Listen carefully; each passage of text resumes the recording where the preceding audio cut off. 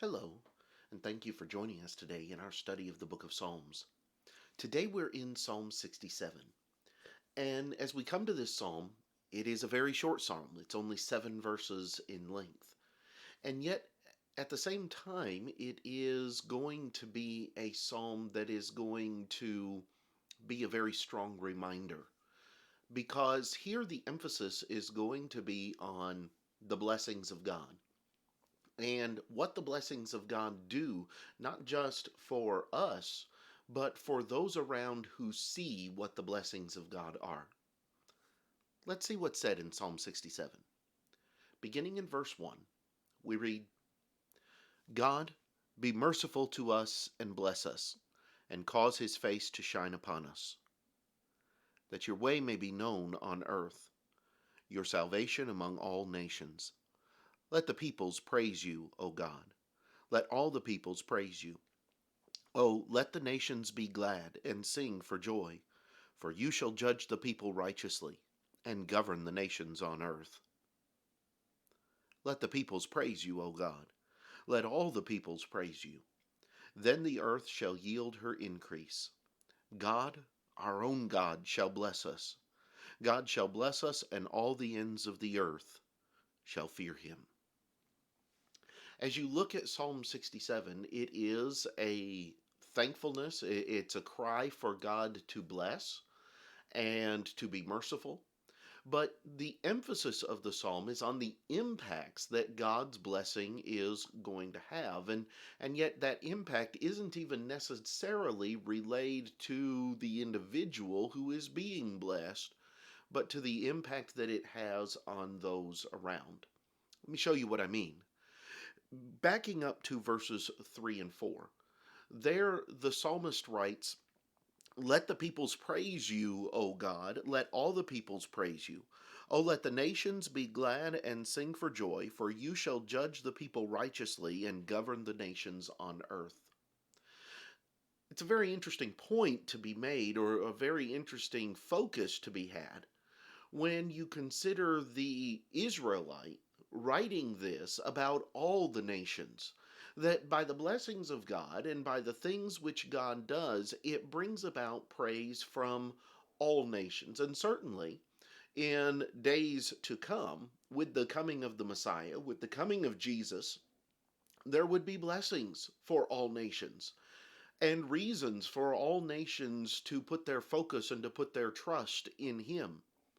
But here you're talking about God being merciful and blessing us, he says, verse 1, speaking of Israel, and that the giving of those blessings would be of such a nature that the peoples around would praise him because he is a righteous judge, because he deals with the people righteously.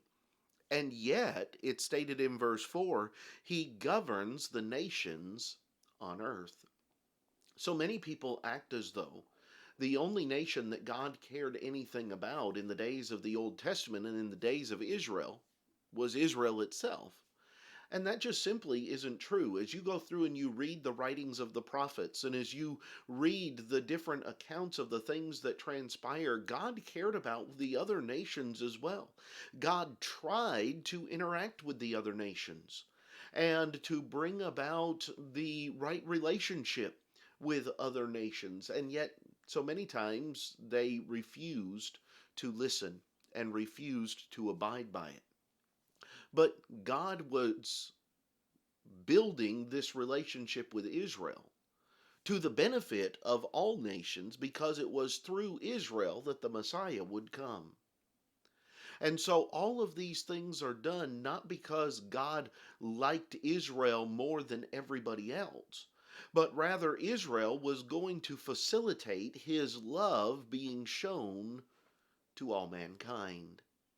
And so because of that, the nations are all a consideration before God, and he is concerned about all of them. And so, with the blessings that are coming down, with the blessings that God is giving, and the mercy that God is showing, it should cause all nations to praise him, and all nations to seek him out. Then, at the end of the psalm, in verses 6 and 7, He talks about the fact that then the earth shall yield her increase. God, our own God, shall bless us.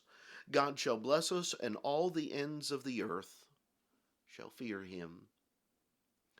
What happens when God blesses? Well, here he's going to talk about a couple of different things. First of all, in verse 6, he says that when God blesses, the earth shall yield her increase. The blessings of the earth come. When God blesses, the earth responds, and the earth brings forth to give as is needed, or often in abundance of what is needed. But also, when God blesses, all the ends of the earth shall fear him. It is such that everyone will notice when God blesses. It will be apparent, it will be obvious when God blesses. And so you have this call in Psalm 67 for God to bless, but it's not a call for personal pride.